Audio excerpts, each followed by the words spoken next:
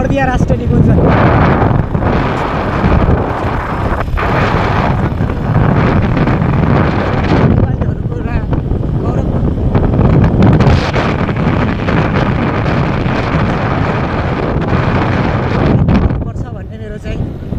सिद्धान्त राखिएको छ। अब चाहिँ हामी घुम्ती रोड हुँदै अबको 1-2 घन्टाभित्र गन्तव्य मान शाखा पुल, हामी यो पुलमा आइसकेका छौँ। हेर्नुहोस् न साथीहरू, पुल कति राम्रो छ, कति राम्रो उत्कृष्ट। पुल बनाउने सम्पूर्ण समितिलाई विशेष धन्यवाद। हामी एक्लै पहाडको बाटोमा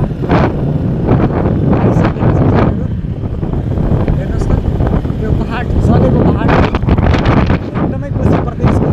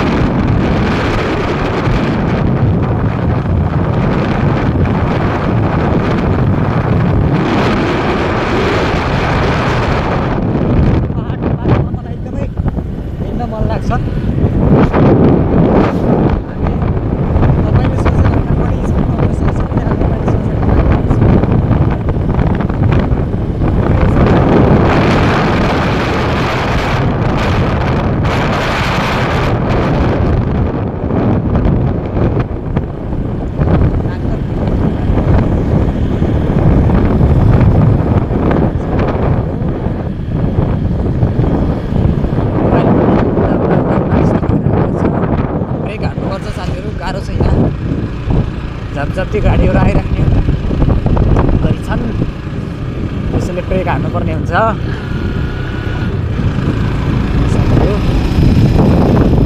यस्तै छ हाम्रो पारा, हामी हिँडिराखेका छौँ, हामी घुमिराखेका छौँ।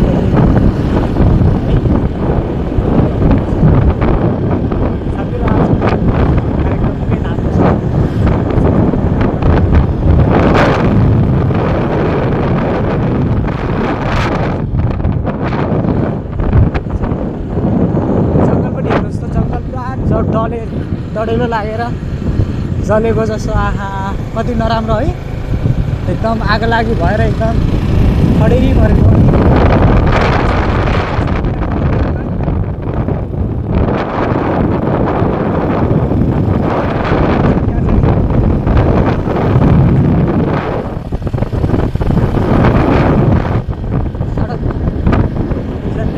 सडक निर्माणको कार्यक्रमहरू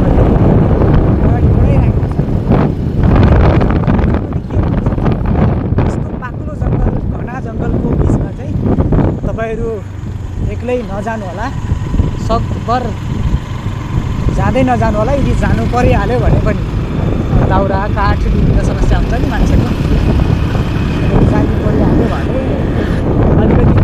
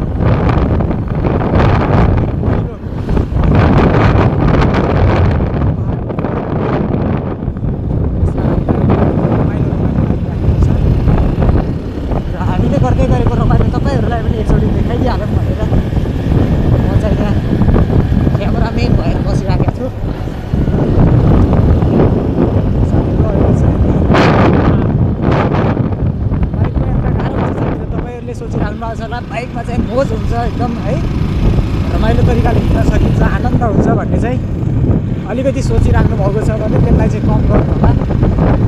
किनभने गाडीको जस्तो यात्रा हुँदैन, यसमा ब्रेक हान्ने बेलादेखि लिएर हरेक कुरामा समस्या हुन्छ है। गाडीभित्र त मजाले सिटहरू चटक्क ढाड अड्याएर बस्नु हुन्छ। यहाँ त न ढाड अड्याउने समस्या कति गाह्रो छ साथीहरू।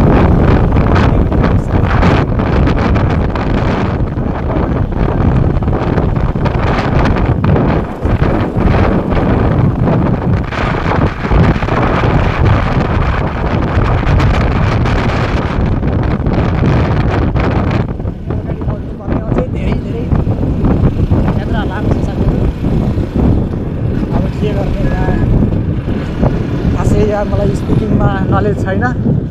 अब चाहिँ हामी फस्यौँ जस्तो लागिरहेको छ। यहाँ चाहिँ गाडीहरू ब्याक आउने कार्यक्रम जारी छ। मलाई लाग्छ यहाँ साइड नमिलेर यस्तो समस्या पक्कै पनि आएको हुनुपर्छ। यसरी ओभरटेकिङ गर्न चाहिँ नमिल्ने हो। त्यही पनि हामी आफ्नो यात्रालाई छिटोभन्दा छिटो सक्सेस गर्ने क्रममा चाहिँ हामी अगाडि बढिराखेका छौँ। हेर्नुहोस् त यो धुलो जान दिउँ न यार। आहा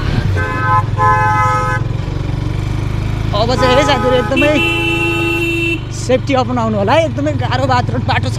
हेर्नुहोस् त यो बाटो। आहा तपाईँले यस्तो बाटो कहिले देख्नु भएको छैन भने चाहिँ आज मैले तपाईँलाई देखाइराखेको छु है।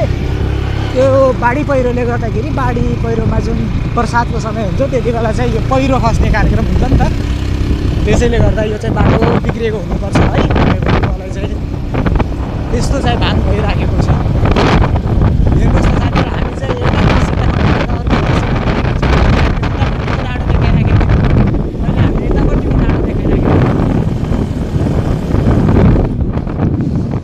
फेरि स्पिडमा चाहिँ एकदमै कसैलाई पनि मान्दैनौँ। स्पिड चाहिँ हामी धेरै खतरा स्पिड गरिदिन्छौँ। हामी कहाँ हो कहाँ जानुपर्ने है, नेपालगञ्जबाट सुर्खेतको लागि भनेर चाहिँ बाटो यात्रा चाहिँ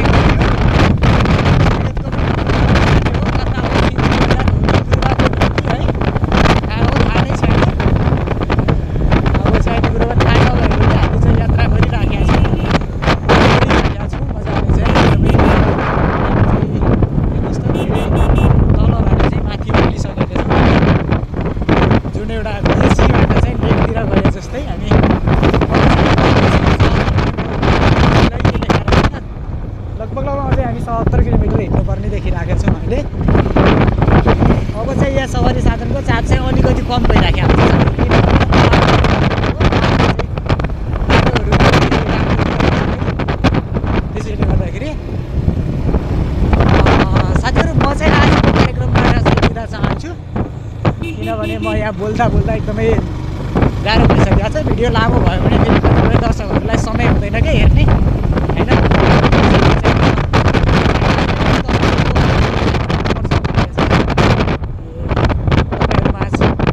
क्यामेरा फेस गरिसकेपछि फाइनली चाहिँ हामी अझै धेरै हिँड्नु छ। लगभग 2 घन्टाको यात्रा छ हाम्रो चाहिँ।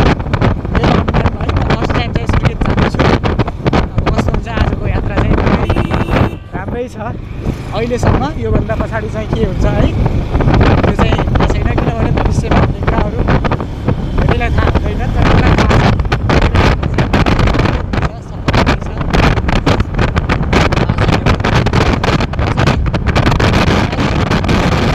त्यसरी नै भइराखेको छ। तपाईँहरूमाझ अलि योभन्दा रमाइलो जङ्गल, योभन्दा रमाइलो ठाउँ देखियो। एकदमै राम्रो तपाईँलाई देखाउन लायक, घुम्न लागेको ठाउँ हामी सुरुमा पुगिसकेपछि देखाउने प्रतिज्ञा चाहिँ व्यक्त गर्दै आजको नम्बर 1 चाहिँ म कार्यक्रम कस्तो चाहिँ बिदा चाहन्छु। हस्, धन्यवाद।